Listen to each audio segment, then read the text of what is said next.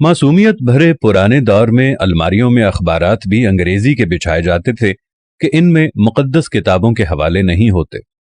छोटी से छोटी कोताही पर भी कोई ना कोई सुना सुनाया खौफ आड़े आ जाता था। जमीन पर नमक या मिर्चें गिर जाती थीं तो होशो हवास उड़ जाते थे कि क़यामत वाले दिन आंखों से उठाना पड़ेंगी। गदागरों को पूरा मोहल्ला जानता था और घरों में उनके लिए खुसूसी तौर पर खुले पैसे रखे जाते थे। मोहल्ले का डॉक्टर एक ही सिरिंज से एक दिन में 50 मरीजों को टीके लगाता था, लेकिन मजाल है किसी को कोई इन्फेक्शन हो जाए।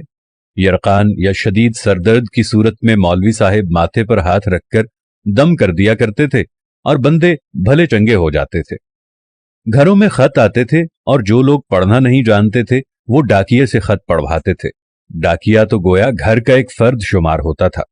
खत लिख भी देता था, पढ़ भी देता था और खाना पानी पीकर साइकिल पर ये जा और वो जा।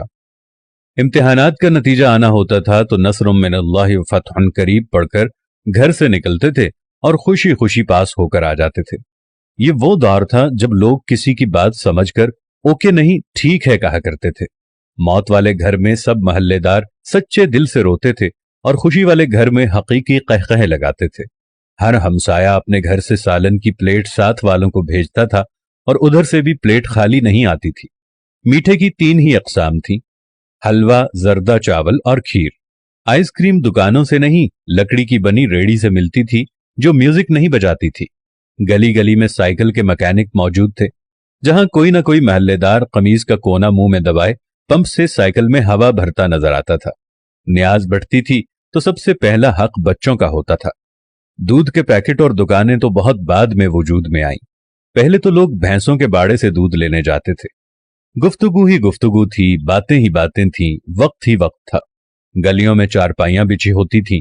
महल्ले के बाबे हुक्का पी रहे होते थे और पुराने बुजुर्गों के वाकयात बयान कर रहे होते थे। जिन घरों में टीवी आ चुका था उन्होंने अपने दरवाजे महल्ले के बच्चों के लिए हमेशा खुले रखे। मट्टी के लेप की हुई छत के नीचे चलता हुआ पंखा सख्त गर्मी में भी ठंडी हवा दिया करता और फ्रिज के बगैर भी मटके और सुराहियों का पानी ठंडा रहता था। फिर अचानक सब कुछ बदल गया। हम कदीम से जदीद हो गए। अब बावर्ची खाना सीढ़ियों के नीचे नहीं होता, खाना बैठकर नहीं पकाया जाता, दस्तरखान शायद ही कोई इस्तेमाल करता हो।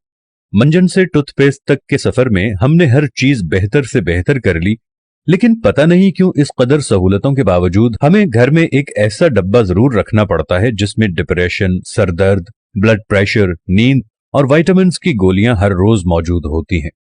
जरा खुद के घर के बारे में ये सारी बातें सोचकर देखें तो आपको सब कुछ यकीनन नजर आएगा जैसा मैंने आपको बताया है। आखिर ऐसा क्यों है? क्यों हम अपने बेसिक किस्म की जिंदगी से हटते चले जा रहे हैं? मैं आज भी आप लोगों से कह रहा हूं, आप साथ वालों के दुख दर्द बांटना शुरू कर दो। आप गरीबों के दुख में दर्द बांटना शुरू कर दो। आप साथ वालों के साथ प्यार मोहब्बत रखना शुरू कर दो। थोड़ी सी माजी की जिंदगी को दोबारा अपनाना शुरू कर दो। मट्टी के बर्तन में खाना खाना शुरू कर दो। दुनिया जहां की नेमतों से दूर हट जाओ। ओवन और फ्रिज को इस्तेमाल करना छोड़ दो। प्रेशर कुकर को इस्तेमाल करना छोड़ दो। अपनी जिंदगी को सादगी की तरफ ले जाओ तो आपके घरों में रखा हुआ ये दवाइयों का डब्बा भी पहले की तरह यहां से गायब हो जाएगा। खुदावंद से दुआ है कि देखने वालों को सेहत कामिला और आजिला अता फरमाए। आमीन सुम्मा आमीन या रब्बल आलमीन।